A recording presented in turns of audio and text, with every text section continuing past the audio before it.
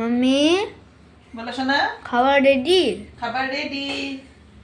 আসো, ঘুম পেয়েছে তোমার? হ্যাঁ মা। ঠিক আছে, এখন খাওয়া দাওয়া করে ঘুমাবে। আসো দেখিয়ে দিই। শুভ দুপুর বন্ধুরা, চলে আসলাম আজকে দুপুরে লাঞ্চের মেনু নিয়ে। এটা তো আছে গরম গরম ভাত, একদমই গরম, বাপরে অনেকটা গরম। এটা গরম গরম ভাত দিয়ে দিলাম, সাথে আছে থানকুনি পাতার চাটনি। থানকুনি পাতার চাটনি। আজকে যেহেতু গতকাল আমরা ঘুরে আসলাম, আজকে অনেক কাজ বাড়িতে, ধোয়া ধুই এগুলো সব শেষ করে রান্না করতে আসলাম। তারপর বাটিটা এখানে উঠিয়ে দিই। এই যে ভেন্ডি চচ্চড়ি করলাম, একটু ঝাল করে ভেন্ডি চচ্চড়ি করলাম, শুকনো শুকনো করে করেছি। তারপর মা, তারপর দেখাচ্ছি আমার বাবুর একদম ঘুম,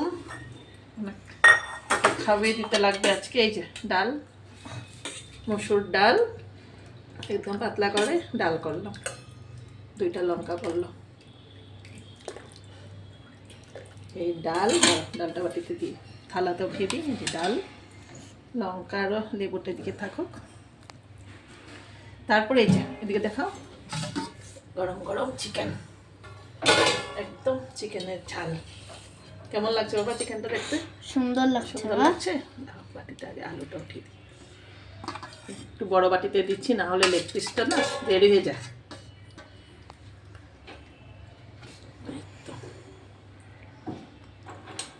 অনেক ঘোরাঘুরি করলাম আমরা, তোমরা হয়তো আমার ভিডিও দেখেছো, হয়তো না, তোমরা সবাই আমার ভিডিও দেখেছো, অনেক লাইক কমেন্টও দিয়েছো।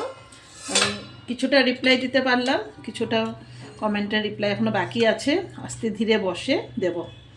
তারপর আছে শেষে এই তো পটল ভাজা। ব্যাস, আজকে দুপুরে এটুকুই রান্না করলাম। চলো একবার দেখিয়ে দিই।